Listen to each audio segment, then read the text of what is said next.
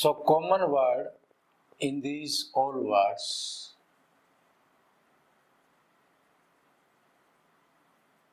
common word is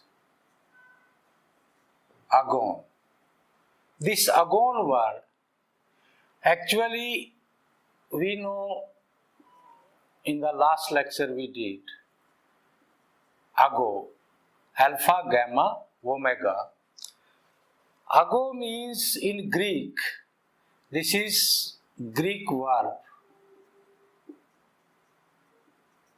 mean I lead or guide. Now this from on the same root, the root word is here, root is ag. On the same root or dhatu, this is we also call, like in Hindi, we say dhatu. Dhatu and root are same. So on the same root, if I add n here, this is agon. That means this agon in Greek is struggle or contest. Actually, this word was used in Greek for the fight. In drama, in play, or in the other thing, when you fight something for, then it is agon. और इस अगोन से कई बातें निकलती हैं कि जैसे जब आप फाइट करते हो तो चोट लगती है, लड़ाई होती है तो पेन होता है, पीड़ा होती है, तो इससे पीड़ा भी वर्ड एक बनता है। तो इसमें कंटेस्ट में इसका एक और मीनिंग हमारे पास बनता है पीड़ा।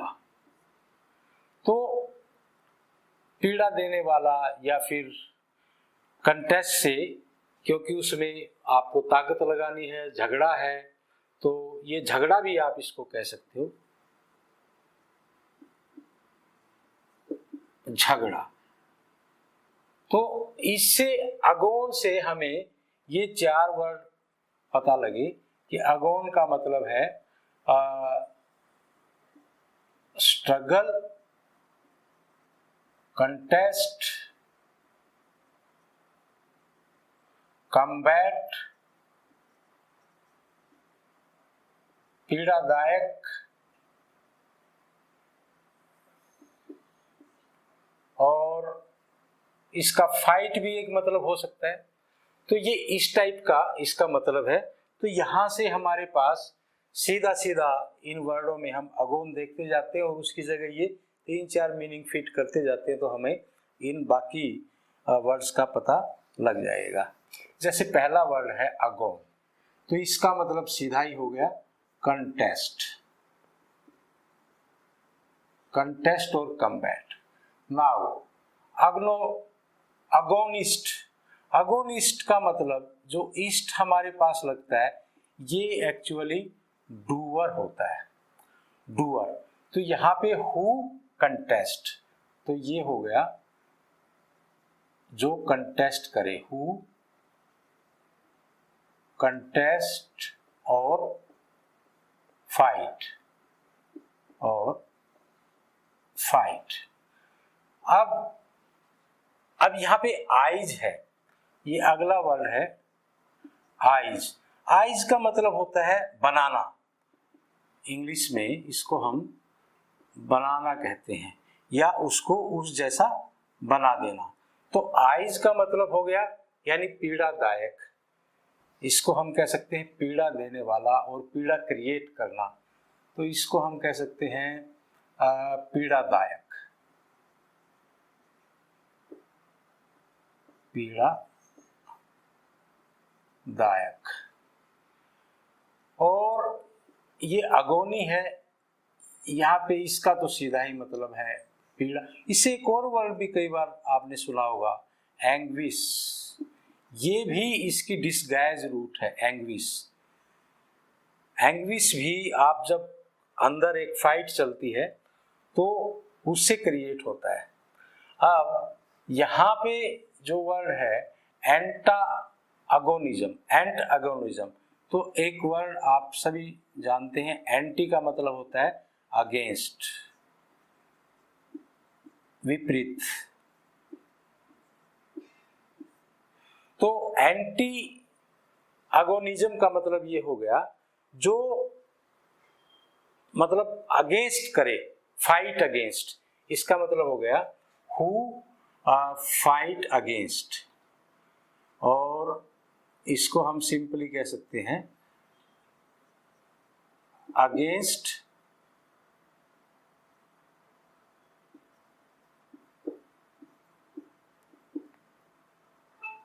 फाइटिंग,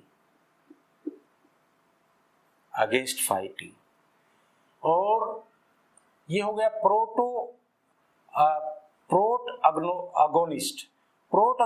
अगोनिस्ट का मतलब हुआ, एक्चुअली प्रोट का वर्ड जो होता है प्रोटोस, इसका मतलब होता है फर्स्ट। तो इसी से वर्ड एक और बनता है प्रोटोजोआ। प्रोटोजोआ का मतलब है कि जो सबसे पहले एनिमल या जीव जो धरती पे बना उसको हम प्रोटोजोआ बोलते हैं। तो ये प्रोटो का मतलब फर्स्ट फाइटर। तो ये हो गया आपके पास फर्स्ट, कंटेस्टर और फाइटर एक ही बात है, कंटेस्टर। अब ये है ड्यूट्रोस, इसका मतलब ग्रीक में होता है, वैसे भी आप कई बार एक वर्ड सुनते हैं ड्यूट का मतलब सेकंड। ये वर्ड आया यहां से ड्यूओ का मतलब होता है टू। तो यहां पे आ गया आपका यानी सेकंड फाइटर, ये हो गया आपका सेकंड फाइटर। अब ये जो वर्ड है ग्लूक अगोन का मतलब, ये जो वर्ड है ग्लूक, ये एक्चुअल ग्लूकोज होता है, इसका मतलब होता है स्वीट। ग्लूकोज से ये वर्ड आया है, आप इस वर्ड से फेमिलियर हैं ग्लूकोज से। ग्लूकोज का मतलब स्वीट होता है, और ये ग्रीक में, इसको ग्रीक में हम लिखते हैं ग्लिकिस। अब देखो इसमें एक और वर्ड, चलो एक बार मैं ये बता दूं, ग्लिकिस ये वर्ड है ग्रीक वर्ड। और यहां से एक और वर्ड आपको मालूम है, पहले हमने यूज किया है गाला होता है मिल्क। तो यहां पे हो गया ग्लूक अगेन, यानी ग्लूक अगोन का मतलब हो गया जो ग्लूकोज से फाइट करे, तो उसको हम इंसुलिन बोलते हैं। तो ये हो गया आपका इंसुलिन। ये एक मेडिसिन है जो बॉडी में ग्लूकोज को रिड्यूस करती है। अब ये है एंटागोनिस्ट, इसका मतलब हो गया हु फाइट अगेंस्ट फाइटर। आप सिंपल इसको हम शॉर्ट में अगेंस्ट फाइटर, और इसको हम कह सकते हैं कि एनिमी भी कह सकते हैं, अगेंस्ट फाइटर। और इसका मतलब आप एनिमी भी आपके अगेंस्ट फाइट करता है, तो शत्रु, इसको हम होस्टाइल भी बोल सकते हैं, जो अगेंस्ट फाइटर। और इसमें भी यही चीज है, ये भी एंटागोनिज्म का मतलब भी है जो एनिमी, यानी इसको भी हम एक तरह से ये कह सकते हैं एनिमिटी, या फिर इसको हम वही शत्रुता, एक तरह से हम इसको कह सकते हैं शत्रुता।